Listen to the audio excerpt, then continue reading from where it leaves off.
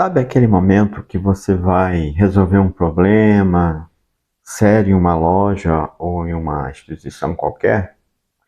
E aí aparece o quê? Um gerente.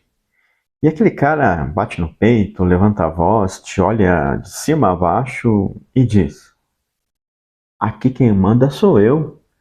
A regra é minha. Você acredita? Aí você obedece, você baixa a cabeça, porque ele parece ter poder, autoridade, controle. Até que um dia, e esse dia sempre chega, você descobre a verdade, muito chocante, que ele é só um funcionário, que é um gerente e nada mais. E o pior ainda, você descobre que o verdadeiro dono da empresa, o presidente, o cara realmente que organizou tudo aquilo, é uma pessoa completamente acessível, humana, que opera com regras totalmente diferentes. E não quer o medo, ele quer o diálogo. Hoje a gente vai falar sobre como a humanidade passou milênios confundindo o gerente com o dono. Inteiros milênios achando que estava falando com o Criador do universo, quando na verdade estava sendo administrada pelo gerente da filial.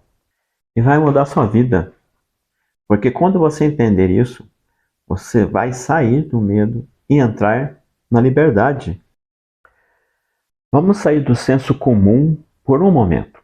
Vamos olhar para a história, para os fatos, sem os óculos de nenhuma religião tradicional. Existe um texto muito antigo, está no livro de Deuteronômio, capítulo 32, versículo 8 e versículo 9. Provavelmente você nunca leu isso na sua vida. Se você pegar uma Bíblia moderna, lá na sua estante, onde você guarda também, você vai ler algo mais ou menos assim.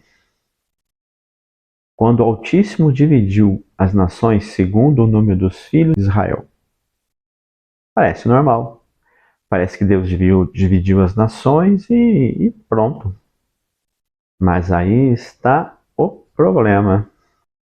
Quando os arqueólogos descobriram os manuscritos do Mar Morto, que são literalmente os documentos bíblicos mais antigos existentes no planeta Terra, a história mudava de figura completamente.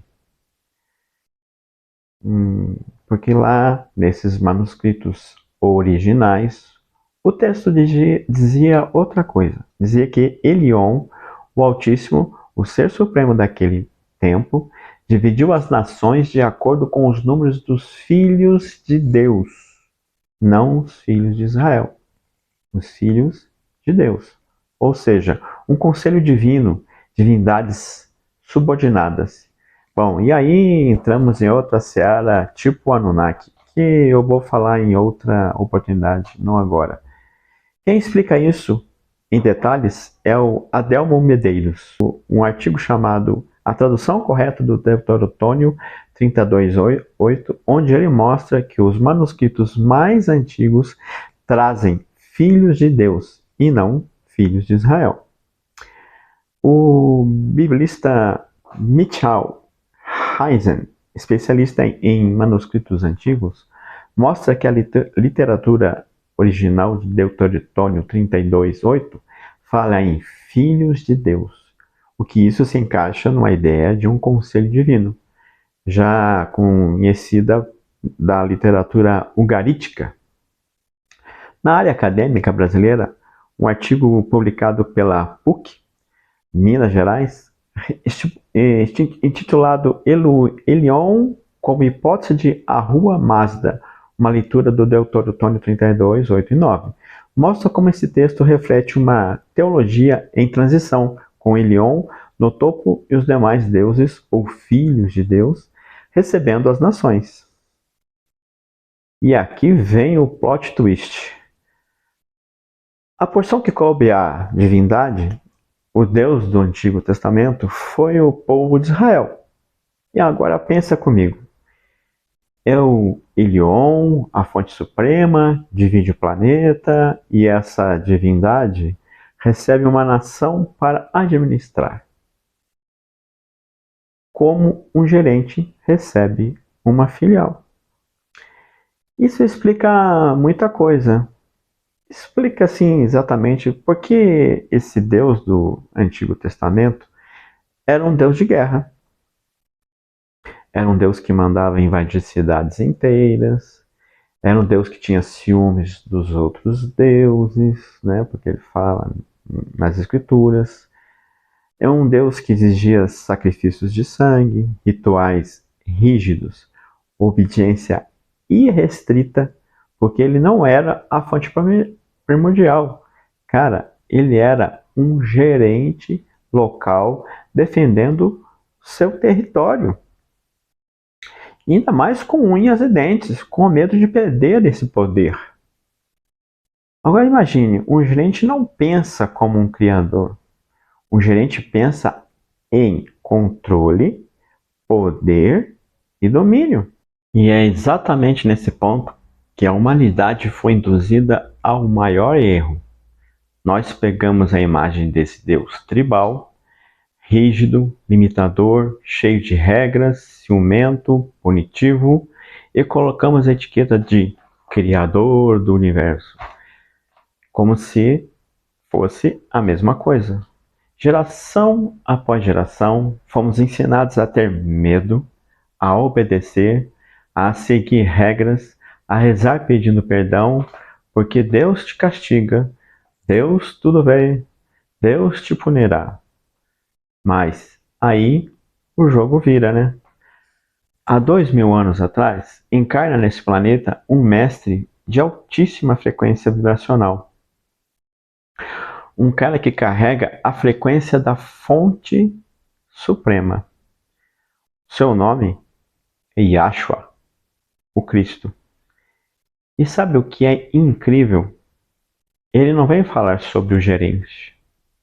Ele não vem defender o Javé tribal. Ele vem com uma mensagem completamente diferente, né? Ele trouxe essa outra mensagem, né? Ele vem revelar o eu sou. Toda vez ele fala, eu sou o caminho e a verdade. Então, Yahshua traz a frequência da mônada, do todo, do último corpo sutil, da fonte primordial. Ele basicamente diz ao povo, vocês estão presos nas regras do gerente, vocês estão vivendo com medo, mas eu vim mostrar a vocês a fonte.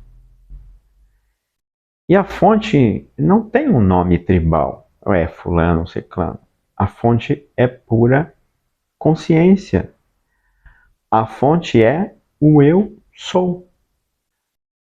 O eu sou não quer sacrifício, e nem do cordeiro. O eu sou não tem ciúmes. O eu sou não faz guerras.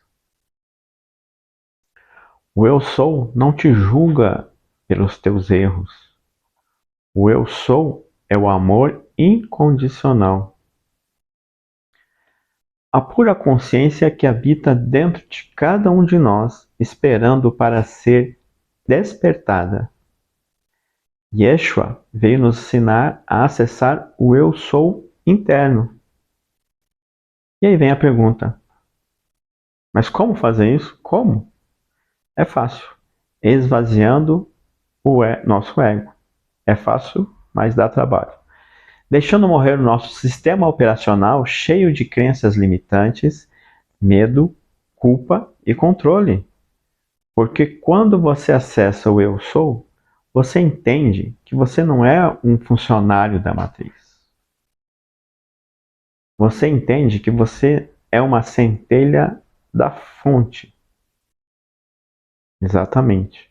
Uma expressão viva da consciência cósmica. Você deve estar se pensando agora, Dalmor, tudo bem, a história, mas e aí? O que muda na minha vida real? Na minha segunda-feira de manhã, quando eu acordo sem dinheiro, sem saúde ou sem perspectiva, eu te respondo bem assim, meu amigo: muda tudo. Porque se você acredita num Deus punitivo, aquele gerente que a gente falou, que te vigia o tempo todo, que registra cada erro seu, que está pronto para te castigar, sua frequência vibracional será sempre a do medo e o da culpa. E quem vive no medo é facilmente manipulado. Você vira massa de manobra, tanto do sistema, como da mídia, como das divisões sociais, das ideologias, porque você está ocupado tentando agradar o gerente, tentando não ser punido. Mas quando você entende que você é uma centelha do eu sou, aí você sai da frequência do medo e entra na frequência da liberdade interna. Isso é real, é verdadeira. Você para de seguir regras cegas porque tem medo do castigo ou de não ser aceito por algum tipo de comunidade. Você começa a buscar o autoconhecimento. Você começa a sair da matrix religiosa e entra na espiritualidade consciente, que é muito diferente. Na busca real, quando você tira o gerente do trono de sua mente, você cria um espaço para a fonte de verdade operar na sua vida. E a fonte não trabalha com medo. A fonte trabalha com ressonância, com frequência e com alinhamento interno. Isso é tudo energia. Tudo trabalha nesse tipo de energia. Então pense nisso hoje. Vamos pensar.